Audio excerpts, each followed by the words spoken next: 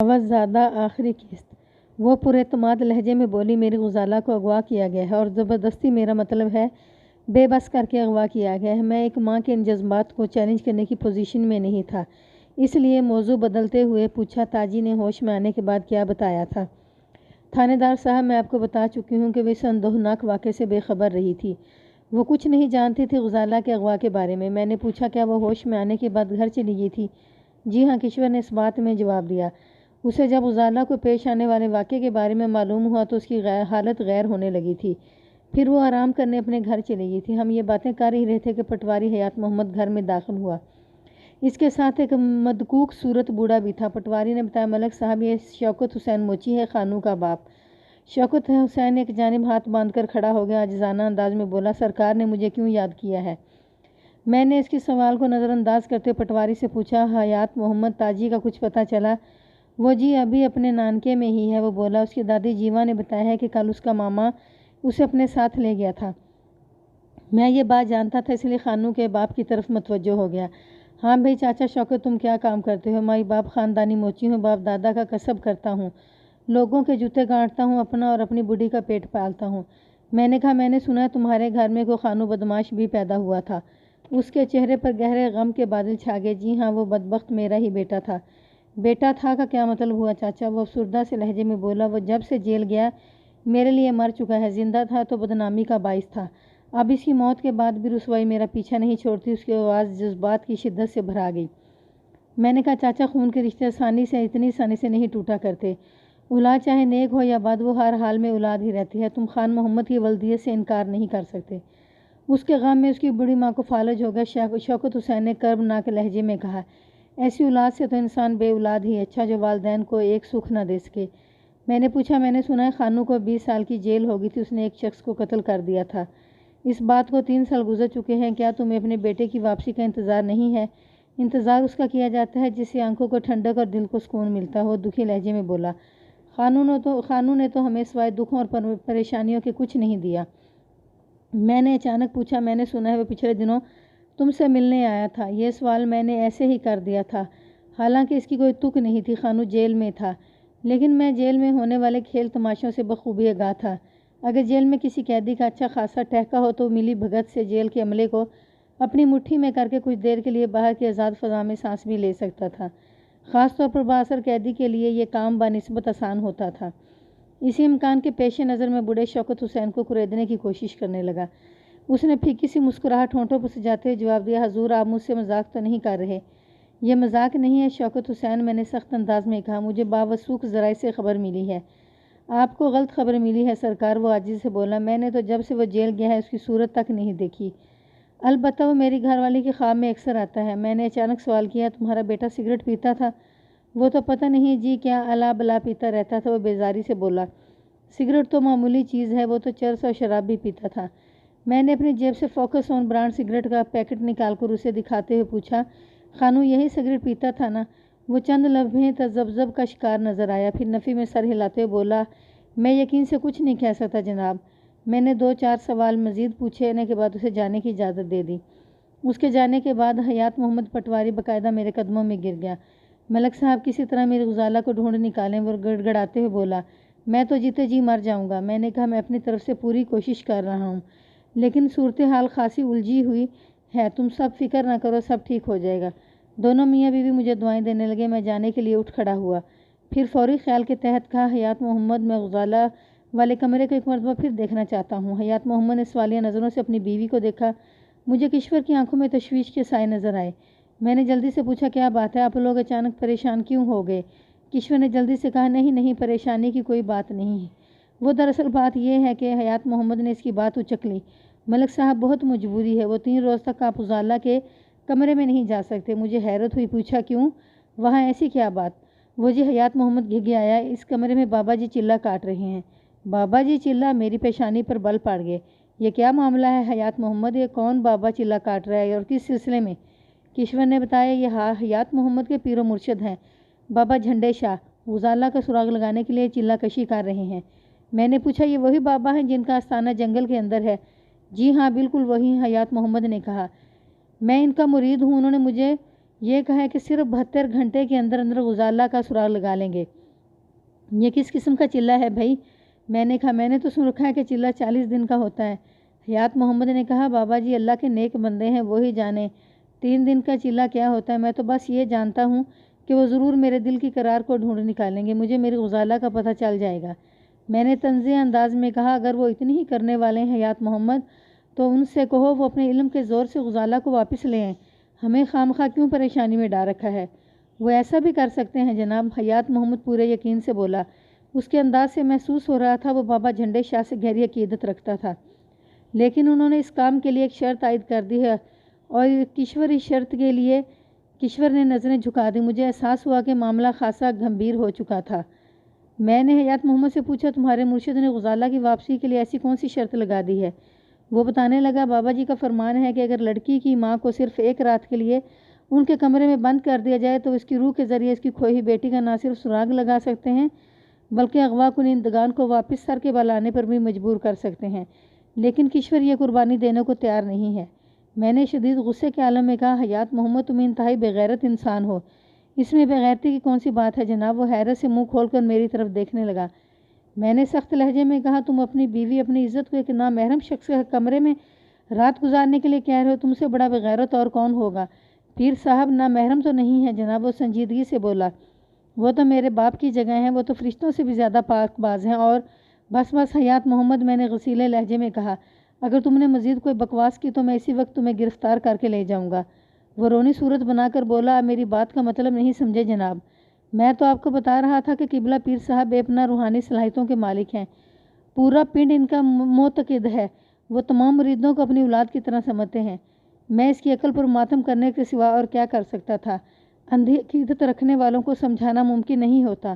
سن رکھا تھا کہ عامل حضرات کھوئی ہوئی چیزوں کا سراغ لگانے کے لیے نابالغ اور معصوم بچوں کو بطور میڈیم استعمال کرتے تھے، جبکہ پیشہ ور جعلی فقیر لوگوں کو بیوقوف بنانے کے لیے کنواری لڑکیوں کو اپنی خلوت گاہ میں طلب کرتے ہیں۔ بابا جھنڈے شاہ ایک شادی شدہ عورت پر عملیات کا ارادہ رکھتا تھا۔ میں چونکہ کشور کو دیکھ چکا تھا اس لیے بابا جھنڈے شاہ کی نیت کو بھی سمجھ رہا تھا۔ کشور اتنی حسین و جمیل اور بھرپور عورت تھی کہ کسی بھی مرد کی رال ٹپک سکتی تھی۔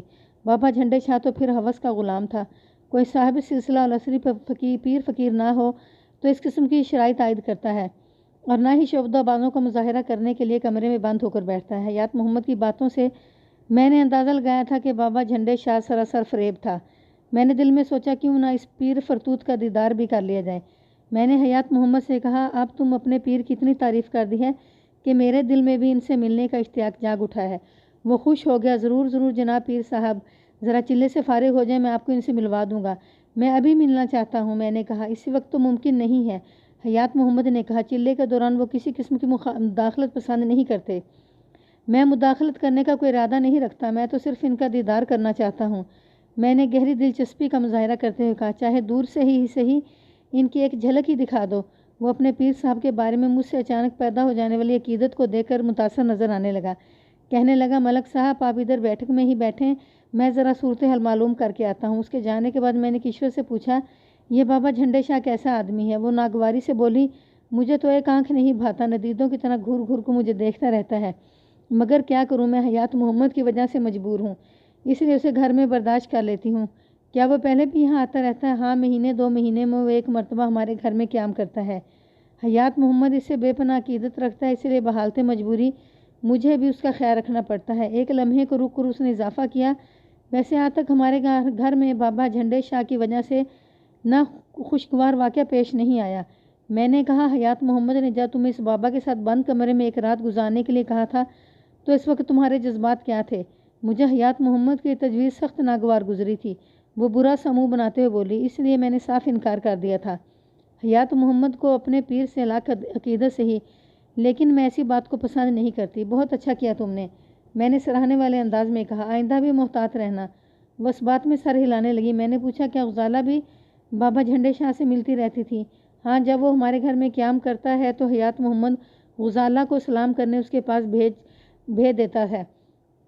وہ شفقت بھرا ہاتھ غزالہ کے سر پر پھیر کر اسے بہت دعائیں دیتا ہے تو غزالہ خوش ہو جاتی ہے۔ میں نے پوچھا کیا بابا جھنڈے شاہ کو یہ بات معلوم تھی کہ غزالہ کس کمرے میں سوتی تھی؟ میں نے اچانک ہی یہ سوال کیا تھا۔ وہ چونک کر میری جانب دیکھنے لگی، پھر بولی آپ کا مطلب کیا ہے؟ تم سوال نہیں کرو، صرف میرے سوال کا جواب دو، میں نے درست لہجے میں کہا۔ وہ بولی، ظاہر ہے یہ کون سی ڈھکی چھپی بات تھی، بابا کا تو ہمارے گھر کی ایک ایک چیز کے بارے میں معلومات ہیں۔ میں ایسے کئی دھوکے باز پیروں فقیروں سے واقف تھا جو سادہ لو مریدوں کے گھر قیام کرتے تھے، ان کی اندرونی معلومات حاصل کرتے تھے، پھر موقع پا کر اس گھر کی کسی جوان لڑکی کو یا تو برباد کر دیتے تھے یا پھر بھگا کر لے جاتے تھے۔ بابا جھنڈے شاہ کی ذات شک سے پاک نہیں تھی۔ میں نے ایک فوری خیال کے تحت پوچھا، کیا بابا جھنڈے شاہ آج ہی چلے پر بیٹھا ہے؟ نہیں جی، وہ کل رات کو ہی آ گیا تھا، کشور نے بتایا۔ وہ کہتا ہے اگر محض غزالہ کا سراغ لگانا ہے تو 72 گھنٹے کا چلہ کافی ہے، اور اگر اسے واپس بھی لانا ہے تو… وہ اچانک خاموش ہو کر زمین کو گھورنے لگی۔ میں نے اس کا جملہ پورا کر دیا، تمہیں ایک رات اس کے ساتھ بند کمرے میں گزارنا ہوگی۔ وہ تم پر کوئی روحانی بالفاظ دیگر شیطانی عمل کرے گا اور غزالہ کو اغوا کرنے والے آنے واحد میں واپس آ جائیں گے، غزالہ کو تمہارے حوالے کریں گے اور تمہارے سامنے ایڑیاں رگڑ رگڑ کر مر جائیں گے، اور حیات محمد اپنے مرشد کی فرمائش پوری کرنے کے لیے تیار بھی ہے۔ وہ کافی دیر تک خاموش رہی، پھر نظریں اٹھا کر میری جانب دیکھنے لگی۔ اس کی ہونٹوں سے صرف ایک فقرہ جدا ہوا۔ حیات محمد بابا جھنڈے شاہ کی حکم عدولی کو گناہ عظیم سمجھتا ہے۔ پاگل کا بچہ، الو کا پٹھا، میں نے تلخ لہجے میں کہا۔ اس کا دماغ خراب ہو گیا، احمق، پڑھا لکھا جاہل۔ اس وقت حیات محمد نے بیٹھک میں آ کر مجھے بتایا کہ اس نے میرے لیے پیر صاحب کے دیدار کا راستہ تلاش کر لیا ہے۔ میں اٹھ کر اس کے ساتھ گھر کے اندرونی حصے میں آ گیا۔ حیات محمد نے غزالہ کے کمرے کے برآمدے میں کھلنے والی کھڑکی کی جانب اشارہ کیا اور بولا، کھڑکی کے کونے سے ذرا پردہ سرکا ہوا ہے، آپ وہاں آنکھ لگا کر حضرت بابا جھنڈے شاہ کی زیارت کر سکتے ہیں۔ پھر اس نے مجھے تنبیہ کی، ذرا احتیاط کے ساتھ کوئی آہٹ وغیرہ پیدا نہ ہو۔ میں مذکورہ مقام پر پہنچ کر ذرا سا جھکا، پھر کھڑکی کے اس کونے سے آنکھ لگا کر اندر جھانکنے لگا۔ تھوڑی ہی دیر میں اندر کا منظر واضح ہو گیا۔ اب اس کمرے میں کوئی چارپائی نظر نہیں آ رہی تھی، جبکہ کل وہاں 2 چارپائیاں بچھی ہوئی تھیں۔ کمرے کے فرش پر سفید چاندنی بچھی ہوئی تھی۔ ایک کونے میں لکڑی کا ایک چوکی رکھی تھی جو تخت نما تھی، اور اس تخت پر ایک لہیم شہیم شخص گاؤ تکیے سے ٹیک لگائے نیم دراز تھا۔ اس کا چہرہ اسی کھڑکی کی جانب تھا جہاں میں آنکھ لگائے کھڑا تھا۔ وہ یقینی طور پر بابا جھنڈے شاہ ہی تھا۔ اس نے گہرے سبز رنگ کا جبہ زیب تن کر رکھا تھا، گلے میں مالائیں اور تسبیح نما ہار لٹک رہے تھے، سر اور داڑھی کے بال بے ترتیب اور بڑے ہوئے تھے۔ اس نے سر پر مختلف رنگوں کی ایک گول ٹوپی پہن رکھی تھی۔ اس کے چہرے سے جھلکنے والی سرخی سے اس کی صحت مندی کا اندازہ ہوتا تھا۔ اس بات کو میں نے خاص طور پر نوٹ کی کہ اس اول جلول حلیے میں بھی وہ خاصا باروب اور متاثر کن نظر آتا تھا۔ اگرچہ کمرے میں نہ کافی روشنی تھی، لیکن چونکہ وہ دن کا وقت تھا اس لیے اسے واضح طور پر میں دیکھ سکتا تھا۔ کمرے کے دوسرے کونے میں لوبان و عود سلگ رہا تھا اور کچھ اگربتیاں بھی دھواں دے رہی تھیں۔ مجموعی طور پر کمرے کی فضا خاصی معطر اور سحر انگیز تھی۔ تو یہ تھا بابا جھنڈے شاہ، بھئی خوب ٹھاٹھ تھے اس کے تو۔ اس کا دھیان چونکہ کھڑکی ہی کی جانب تھا، اس لیے میں اس کے چہرے کا بھرپور جائزہ لے پا رہا تھا۔ ایک بات کو میں تسلیم کروں گا کہ اس کی آنکھوں میں بلا کی چمک تھی، لیکن اس چمک میں مہربانی کی بجائے ہوس ٹپکتی تھی۔ میں ایک ہی نظر میں سمجھ گیا کہ وہ حلمے وانڈے کھانے والا ایک جعلی پیر تھا جو موقع ملتے ہی اپنا کام دکھانے میں ذرا بھی دیر نہ لگاتا ہو۔ اچانک مجھے محسوس ہوا جیسے بابا جھنڈے شاہ گہری نظروں سے مجھے دیکھ رہا ہو۔ اس کا رخ چونکہ میری ہی جانب تھا، اس لیے ایک نفسیاتی تاثر ہو سکتا تھا، اور یہ بھی ممکن تھا کہ اس نے واقعی وہاں میری موجودگی کو محسوس کر لیا ہو۔ میں غیر ارادی طور پر پیچھے ہٹ گیا۔ ذرا مڑ کر دیکھا تو وہاں حیات محمد تھا اور نہ ہی اس کی بیوی کشور۔ وہ پتہ نہیں کہاں غائب ہو گئے تھے۔ میں ان کے کمرے کی طرف بڑھا تو اندر سے ان کے بولنے کی آوازیں آنے لگیں۔ شاید وہ کسی بات پر تکرار کر رہے تھے۔ میں نے ان کے حال پر چھوڑا اور موقع غنیمت جان کر غزالہ کے کمرے کی طرف بڑھ گیا، پھر بآہستگی دروازہ کھول کر اندر کمرے میں گھس گیا۔ پیر جھنڈے میری سی جسارت پر حیرت زدہ رہ گیا اور سیدھا ہو کر بیٹھ گیا۔ میں نے اندر داخل ہو کر دروازہ بند کر دیا۔ کون ہو تم؟ وہ بغور میرا جائزہ لیتے ہوئے کڑک دار آواز میں مستفسر ہوا۔ شاید اس نے میری وردی پر دھیان نہیں دیا تھا۔ میں نے اپنا تعارف کراتے ہوئے کہا، میرا نام ملک صفدر حیات ہے اور میں اس علاقے کا تھانے دار ہوں جہاں آپ اپنی پیری خوب جما کر بیٹھے ہیں۔ وہ آنکھیں سکیڑ کر مجھے دیکھنے لگا۔ او، تھانے دار صاحب آئے ہیں۔ پھر فرش پر بچھی چاندنی کی طرف اشارہ کرتے ہوئے بے نیازی سے بولا، تشریف رکھیں تھانے دار صاحب۔ وہ مجھے اپنے قدموں میں بٹھا کر یہ ثابت کرنا چاہتا تھا کہ میں اس سے کم تر ہوں، لیکن میں نے اس کی توقعات پر گھڑوں پانی ڈال دیا اور چلتے ہوئے سیدھا اس کے پاس آیا، پھر اس کے تخت پر پھیل کر بیٹھ گیا۔ وہ چکر ایسے پیچھے ہٹا جیسے کہ اس کے پہلو میں کوئی خطرناک چیز رکھ دی گئی ہو۔ پھر اس نے حقارت آمیز نظروں سے مجھے دیکھا اور خفگی سے بولا، آپ کس کی اجازت سے اندر آئے ہیں؟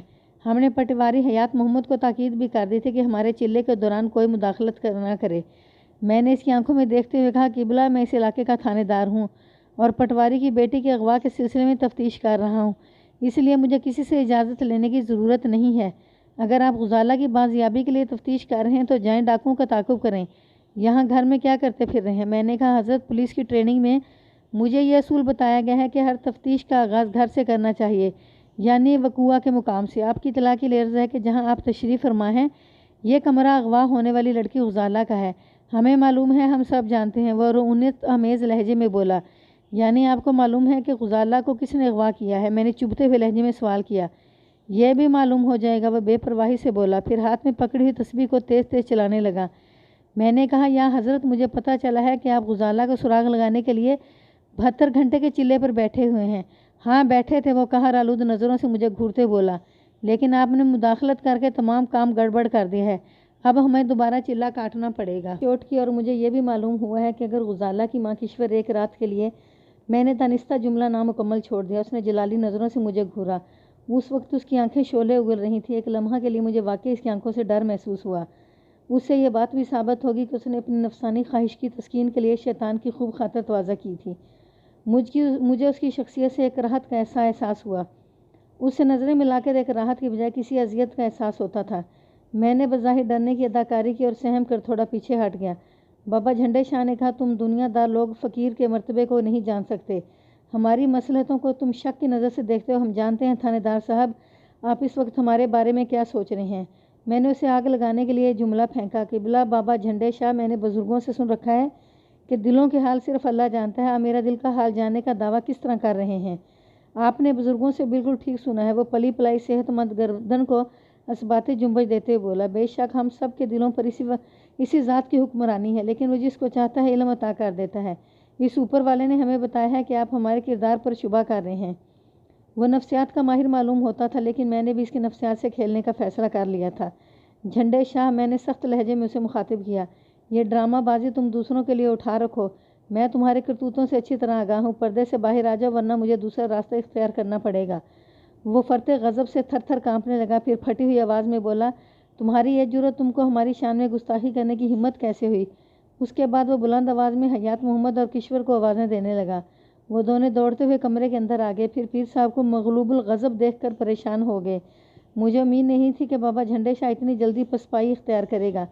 میں نے تو ابھی دیر تک اس کے ساتھ چوہے بلی کا کھیل کھیلنے کا پروگرام بنایا تھا۔ صورتحال ایسی ہو گئی تھی کہ بحالت مجبوری مجھے وہاں سے ہٹنا پڑا۔ بابا جھنڈے شاہ جیسے جعلی عامل اور کامل اور پیر و مرشد ہمارے آس پاس آج بھی موجود ہیں، لیکن افسوسناک بات یہ ہے کہ ہم ان کا کچھ نہیں بگاڑ سکتے۔ حتیٰ کہ حکومت جیسی طاقت بھی ان کے سد باب کے لیے کوئی لایا عمل تیار نہیں کر سکتی۔ ان کی سب سے بڑی وجہ یہ ہے کہ ایسے کرداروں کی ہم خود حوصلہ افزائی کرتے ہیں اور انہیں معاشرے میں پنپنے کا موقع فراہم کرتے ہیں۔ یہ ایک ایسا خود رو زہریلا پودا ہوتے ہیں جس کی آبیاری کرنے والوں کی ہمارے معاشرے میں کمی نہیں پائی جاتی۔ میں چاہتا تو اسی وقت بابا جھنڈے شاہ کو گرفتار کر کے لے جاتا، لیکن اس طرح مجھے اس کے لاتعداد عقیدت مندوں کی مخالفت کا سامنا کرنا پڑتا۔ مجھے اس مخالفت کی پرواہ نہیں تھی۔ اصل بات یہ تھی کہ میں کسی ٹھوس ثبوت کی بنیاد پر جھنڈے شاہ کو چھاپنا چاہتا تھا، اور مجھے امید تھی کہ ایسا ثبوت جلد ہی میرے ہاتھ لگ جائے گا۔ تھانے واپس آنے سے پہلے ہی میں نے کشور کو علیحدگی میں لے جا کر ایک مرتبہ پھر سمجھا دیا کہ وہ ڈبہ پیر کے شاہ سے محفوظ رہنے کی کوشش کرے، اس نے مجھے وہ ہر طرف سے چکنا رہے گی۔ دوسرے روز میں نے اعلیٰ سرکاری سطح پر کوشش کر کے یہ بات معلوم کر لی کہ خانو کس جیل میں سزا کاٹ رہا تھا۔ جب میں نے اس جیل کے عملے سے رابطہ کیا تو ایک سنسنی خیز انکشاف ہوا۔ چند ماہ قبل خانو حفاظتی عملے کی آنکھوں میں دھول جھونک کر جیل سے فرار ہو گیا تھا۔ حکومت نے اس کی گرفتاری پر انعام کا اعلان بھی کیا تھا۔ چونکہ خانو کسی دوسرے ضلع کی جیل سے فرار ہوا تھا، اس لیے میں اس واقعے سے لاعلم تھا۔ میں نے کسی طرح خانو کی ایک تصویر حاصل کی، پھر اس کی متعدد کاپیاں بنوا کر پورے علاقے کے مخبروں میں جال بچھا دیا۔ وہ سب پولیس اہلکار تھے اور سادہ لباس میں خانو کی تلاش میں سرگرداں تھے۔ مجھے امید تھی کہ جلد ہی خانو کا کوئی سراغ مل جائے گا۔ اب میرے اس اندازے کو تقویت ملنے لگی تھی کہ غزالہ کے اغوا میں خانو ہی کا ہاتھ ہو سکتا تھا۔ اس کام سے فارغ ہونے کے بعد میں نے ASI عابد کو 2 کانسٹیبل دے کر تاجی کی نہلیان روانہ کر دیا۔ میں نے انہیں تاکید کر دی تھی کہ وہ ہر صورت میں تاجی کو ساتھ لے کر آئیں۔ اس دوران میں گاہے بگاہے چودھری قادر زمان بھی میری کوشش کے بارے میں معلوم کرنے تھانے آتا رہا، لیکن میں نے اس کے رویے میں ایک خاص قسم کی بات نوٹ کی تھی، وہ یہ کہ اب اسے پٹواری کی بیٹی میں کچھ زیادہ دلچسپی نہیں رہی تھی۔ بس وہ راہ رسم ہی نبھا رہا تھا، تاہم چودھری حیدر علی کے جذبات میں ابھی بھی اتار نہیں آیا تھا۔ وہ شد مت کے ساتھ غزالہ کو تلاش کرنے کی اپنی سی کوشش کر رہا تھا۔ شام سے کچھ پہلے ASI عابد علی تاجی کو لے کر آ گیا۔ تاجی کے ساتھ اس کا ماما ظہور حسین بھی تھا۔ تاجی خاصی گھبرائی ہوئی تھی اور خوف زدہ ہرنی کی مرد ہراساں نظروں سے ادھر ادھر دیکھ رہی تھی۔ اس کی عمر کا اندازہ میں نے 19-20 کے درمیان لگایا، جو بعد میں درست ثابت ہوا۔ وہ تیکھے نین نقش والی ایک پرکشش لڑکی تھی۔ اگرچہ اس کا رنگ سانولا تھا مگر اس کا چہرہ جاذب نظر تھا۔ میں تھوڑی دیر تک تاجی سے ادھر ادھر کی باتیں کرتا رہا۔ مقصد اس کو ماحول سے مانوس کر کے اس کا خوف دور کرنا تھا۔ کچھ دیر تک بے تکلف کی فضا میں باتیں ہوئیں تو وہ قدرے مطمئن نظر آنے لگی۔ میں نے اسے بیان کے قابل محسوس کیا تو پوچھا، تاجی مجھے پتہ ہے کہ تم غزالہ کی بہت گہری سہیلی ہو۔ جی، وہ دھیمی آواز میں بولی، ہم ایک دوسرے پر جان چھڑکتے ہیں۔ میں نے کہا، تمہاری سہیلی کو چند روز پہلے ڈاکو اٹھا کر لے گئے، تمہیں اس بات کا بہت دکھ ہوگا۔ اس کی آنکھوں میں آنسو بھر آئے۔ گلگیر آواز میں بولی، میری زندگی بھی غزالہ کو لگ جائے، اللہ کرے وہ جہاں بھی ہو خیریت سے ہو۔ میری دعا ہے کہ اسے اغوا کرنے والوں کو مرگی پاڑ جائے، ان کے جسموں میں کیڑے پڑیں اور وہ ایڑیاں رگڑ رگڑ کر مریں۔ وہ خاصی جذباتی ہو رہی تھی۔ میں نے پوچھا، کیا تم یہ نہیں چاہتی ہو کہ ہم غزالہ کو ڈھونڈ نکالنے میں کامیاب ہو جائیں؟ اس نے الجھی ہوئی نظروں سے مجھے دیکھا۔ میری تو خواہش ہے کہ وہ جلد از جلد مل جائے۔ غزالہ کی تلاش کے لیے ہمیں تمہارے تعاون کی ضرورت ہے تاجی، میں نے اس کی آنکھوں میں دیکھتے ہوئے نرم لہجے میں کہا۔ وہ بدستور الجھن آمیز لہجے میں بولی، میں اس سلسلے میں کیا تعاون کر سکتی ہوں تھانے دار صاحب؟ میں نے ملائمت سے کہا، تم مجھے بتاؤ وقوعہ والی رات کیا ہوا تھا؟ مجھے کچھ پتہ نہیں جناب۔ اس کی آنکھوں میں خوف کے سائے لہرانے لگے۔ ان ظالموں نے تو مجھے بے ہوش کر دیا تھا۔ وہ منمنائی۔ میں خاصی دیر تک مختلف زاویوں سے گھما پھرا کر تاجی سے سوالات کرتا رہا، لیکن اس کے جوابات نے میری معلومات میں خاطر خواہ اضافہ نہیں کیا۔ لیکن آخری سوال میں جو میں نے ایسے ہی راروی میں پوچھ لیا تھا، اس سوال نے اس واقعے کا پاسا ہی پلٹ دیا۔ میں نے تاجی سے پوچھا، ذرا سوچ کے بتاؤ، وقوعہ کی رات تم لوگوں نے کمروں کے اندر سے بند کر لیا تھا؟ میرا مطلب ہے دروازے کی کنڈی چڑھا لی تھی؟ میں نے کشور چاچی کے کمرے کی جانب کھلنے والے دروازے کو تو محض بھیڑ دیا تھا، تاجی نے بتایا، لیکن برآمدے کی طرف کھلنے والے دروازے کو بند کر کے جب کنڈی لگانی چاہی تو غزالہ نے مجھے منع کر دیا تھا۔ کیوں؟ میں نے استفسار کیا۔ وہ بولی، میں نے غزالہ سے پوچھا نہیں تھا، میرا خیال تھا کہ وہ شاید باتھ روم جانا چاہتی تھی جو باہر صحن میں تھا، تو تم بیرونی دروازہ کھلا چھوڑ کر ہی سو گئی تھی؟ نہیں جناب، وہ نفی میں سر ہلاتے بولی۔ میں نے کافی دیر تک غزالہ کے اٹھنے کا انتظار کیا، لیکن جب اس نے بستر نہیں چھوڑا تو میں دوبارہ اٹھی اور کنڈی چڑھانا چاہی، لیکن اس مرتبہ بھی غزالہ نے مجھے ایسا کرنے سے روک دیا۔ میں سیدھا ہو کر بیٹھ گیا۔ مجھے محسوس ہوا کہ تاجی کوئی حیرت انگیز انکشاف کرنے جا رہی تھی۔ میں نے پوچھا، تاجی تم نے غزالہ سے اس کی وجہ نہیں پوچھی تھی؟ پوچھی تھی جناب، وہ تھوک نگلتے ہوئے بولی۔ دراصل اس وقت مجھے بڑی زور کی نیند آ رہی تھی، لیکن غزالہ کے رویے نے میری نیند اڑا دی تھی۔ میں نے اسے کریدنا شروع کیا کہ وہ مجھے کنڈی چڑھانے سے بار بار کیوں منع کر رہی ہے۔ پہلے تو وہ ٹال مٹول کرتی رہی، پھر میں نے اپنی جان کی قسم دی تو وہ بتانے پر تیار ہوگی۔ مجھے کسی کا انتظار ہے تاجی، وہ خوفناک لہجے میں بولی۔ میں نے حیرت سے پوچھا، کس کا انتظار ہے تمہیں غزالہ؟ بابا جی نے کہا تھا کہ ان کے موکل رات کو کسی وقت میرے پاس آئیں گے۔ غزالہ کی آواز سے مسرت پھوٹ رہی تھی۔ مجھے بابا جھنڈا شاہ کبھی اچھا نہیں لگا۔ میں نے غزالہ سے سوال کیا، بابا کے موکل تمہارے پاس کیا لینے آئیں گے؟ تم کچھ نہیں جانتی ہو تاجی، اسی لیے تو پوچھ رہی ہوں، میں نے الجھے ہوئے لہجے میں دریافت کیا۔ بتاؤ غزالہ، بابا کے موکل تمہارے پاس کیوں آئیں گے؟ وہ مجھے غسل دیں گے گلاب کے عرق سے، غزالہ نے خوابیدہ لہجے میں کہا۔ بابا نے مجھے بتایا تھا کہ جب وہ مجھے غسل دینے آئیں گے تو پہلے مجھے بے ہوش کریں گے۔ تم کیا بہکی بہکی باتیں کر رہی ہو غزالہ؟ مجھے اس کی الجھی ہوئی باتوں سے کوفت محسوس ہونے لگی تھی۔ تمہارے بابا کے موکل تمہیں عرق گلاب سے غسل دینے کیوں آئیں گے؟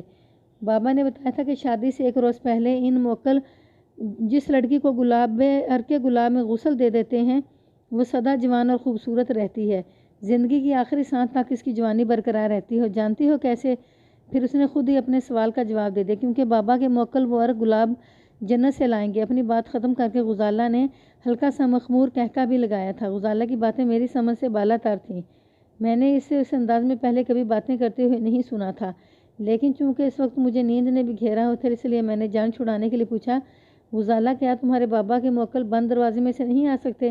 میرا مطلب ہے ہم دروازے کو اندر سے کنڈی لگا دیتے ہیں، موکل تو غیر مرئی مخلوق ہیں، وہ بند دروازے سے بھی گزر کر آ جائیں گے۔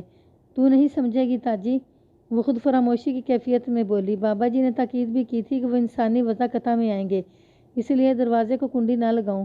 میں اس وقت تو یہی سمجھی تھی کہ غزالہ مذاق کر رہی ہے، لیکن اس کی باتوں نے وقتی طور پر میری نیند اڑا دی تھی۔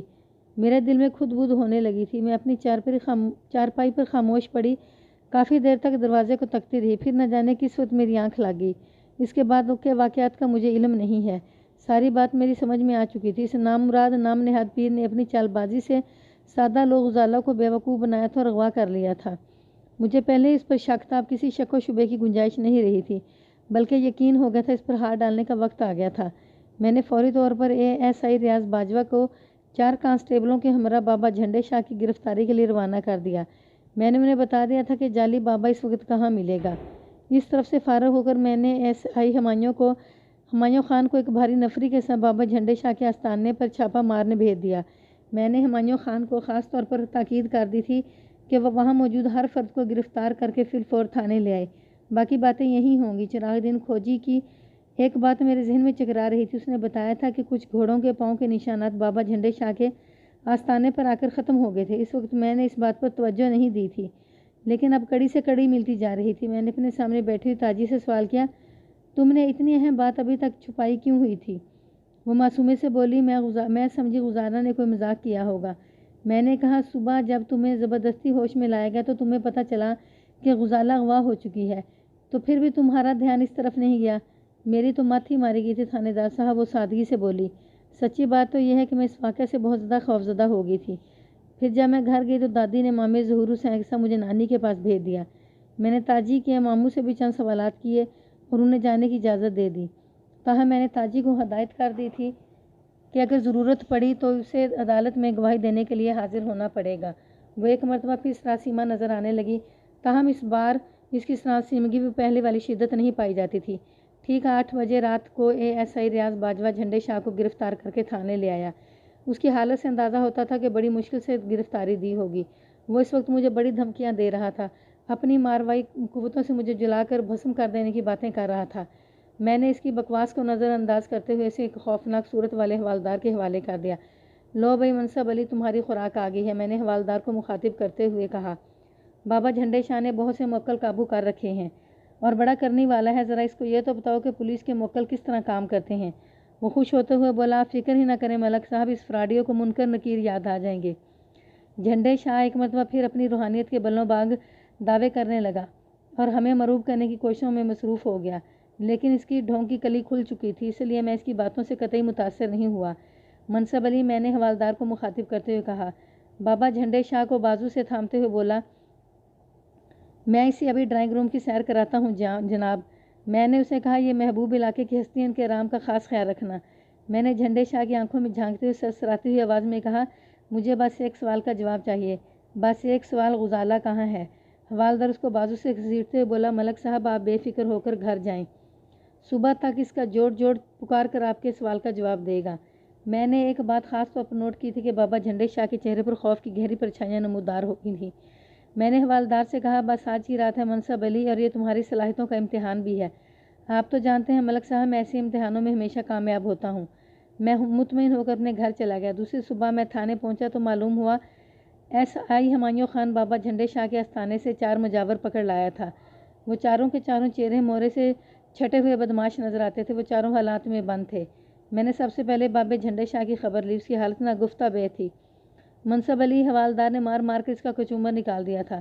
مجھ پر نظر پڑتے حوالدار نے بتایا، ملک صاحب یہ فراڈیا بڑا سخت جان بننے کی کوشش کر رہا تھا، لیکن میں نے بھی اس کی ساری سختی راستے سے نکال دی ہے، اس نے سب کچھ قبول کر لیا۔ آپ اس کے کارناموں کی فہرست کا مطالعہ کریں گے تو خود حیران رہ جائیں گے۔ میں نے جھنڈے شاہ کو اس کمرے میں بلا لیا اور اس کے کالے کرتوتوں کی طویل داستان اسی کی زبانی سننے لگا۔ اس کے دائیں بائیں میں نے 2 سینڈو ٹائپ حوالدار بھی کھڑے کر دیے تھے تاکہ اس کی زبان لڑکھڑانے نہ پائے۔ بابا جھنڈے شاہ کے بیان کا خلاصہ میں آپ کی خدمت میں پیش کرتا ہوں۔ اس کا اصل نام عنایت حسین تھا، وہ سرگودے کا رہنے والا تھا اور خاصا جرائم پیشہ شخص تھا۔ چوری ڈکیتی اور لوٹ مار اس کا ذریعہ معاش تھا۔ پھر ایک ڈکیتی کے دوران میں اس نے 2 مختلف آدمیوں کو قتل کر دیا۔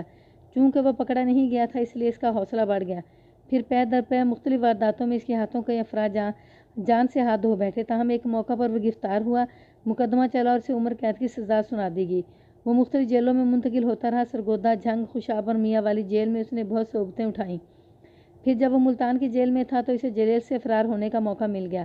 وہ مختلف جگہوں پر چھپتے چھپاتے آخر کار میرے علاقے کے جنگل میں آستانہ بنا کر پیر بن کر بیٹھ گیا۔ یہ کام اسے اتنا راس آیا کہ اس نے پھر اسے مستقل اپنا لیا۔ اس کے حلیہ وضاقتہ میں تبدیلیاں پیدا ہو چکی تھیں کہ اسے پہچان نہیں سکتا تھا۔ خانو کو جیل میں کسی طرح معلوم ہو گیا تھا کہ بابا جھنڈے شاہ کی حقیقت کیا ہے۔ وہ جیل سے فرار ہونے کے بعد سیدھا اس کے آستانے پر پہنچا۔ جھنڈے شاہ نے نہ اسے صرف پناہ دی بلکہ اس کی محبوبہ کے حصول کا یقین بھی دلوایا۔ جھنڈے شاہ کے آستانے کے سارے مجاور جرائم پیشہ افراد تھے جو گاہے بگاہے ڈاکوؤں کے بھیس میں آس پاس کے علاقے میں چھوٹی موٹی وارداتیں کرتے رہتے تھے۔ جھنڈے شاہ ایک طرح سے ڈاکوؤں کا سردار بنا بیٹھا تھا۔ اس کے بعد کی کہانی کوئی پیچیدگی نہیں رہی۔ عنایت حسین عرف جھنڈے شاہ نے غزالہ کو اغوا کروانے کے لیے ایک منصوبہ تیار کیا۔ غزالہ کی بے وقوفی کی حد کو چھوتی ہوئی معصومیت نے اس کا کام آسان کر دیا۔ اگرچہ میں نے اس سارے فساد کی جڑ کو گرفتار کر کے اس کے طویل جرائم کا اقرار کروا لیا تھا، لیکن اس دوڑ دھوپ کا افسوسناک پہلو یہ ہے کہ میں غزالہ کو واپس نہ لا سکا۔ میں اسے واپس بلا بھی کیسے سکتا تھا، اس دنیا میں ہی نہیں رہی تھی۔ جھنڈے شاہ کے ڈاکوؤں نے اسے اغوا کر کے ایسا بے ہوش کیا کہ اسے پھر ہوش ہی نہیں آیا۔ وہ جب جھنڈے شاہ کے ڈیرے پہ پہنچی تو اس کے جسم اور روح کا ناطہ منقطع ہو چکا تھا۔ عنایت حسین اور خانو اسے ہوش میں لانے کی بھرپور کوشش کرنے لگے، لیکن ان کی ہر سعی ناکام رہی۔ جب انہیں یقین ہو گیا کہ غزالہ میں زندگی کی رمق باقی نہیں رہی تو انہوں نے خاموشی سے آستانے کے پچھواڑے گڑھا کھود کر اسے زمین میں دبا دیا۔ خانو اس واقعے سے دل برداشتہ تھا۔ اسی رات خاموشی سے وہ آستانے سے نکل کر رات کی تاریکی میں ہمیشہ کے لیے گم ہو گیا۔ میں نے خانو کے بارے میں معلوم کرنے کے لیے جھنڈے شاہ پر مزید سختی کی، لیکن وہ واقعی اس کے بارے میں کچھ نہیں جانتا تھا۔ جھنڈے شاہ کی زبانی مجھے معلوم ہو چکا تھا کہ اغوا کرنے کے لیے جانے والے ڈاکو میں خانو شامل نہیں تھا۔ میں نے جھنڈے شاہ کی نشاندہی پر زمین کھود کر غزالہ کی لاش برآمد کر لی۔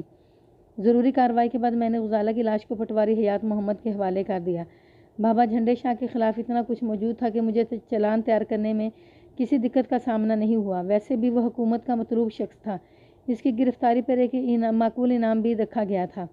عدالت نے نہایت ہی مختصر سماعت کے بعد عنایت حسین عرف بابا جھنڈے شاہ کو سزائے موت کا حکم سنا دیا۔ خسِ خم جہاں پاک، لیکن میرا خیال یہ ہے کہ یہ جہان اتنی آسانی سے پاک نہیں ہو سکتا۔ جب تک جھنڈے شاہ جیسے جعلی پیر اس معاشرے میں موجود ہیں، غزالہ کی کہانی دہرائی جاتی رہے گی اور وہ سب کچھ بھی ہوتا رہے گا جو انتہائی شرمناک اور ناقابل بیان ہے۔ خدا ہمارے حال پر رحم کرے، آمین۔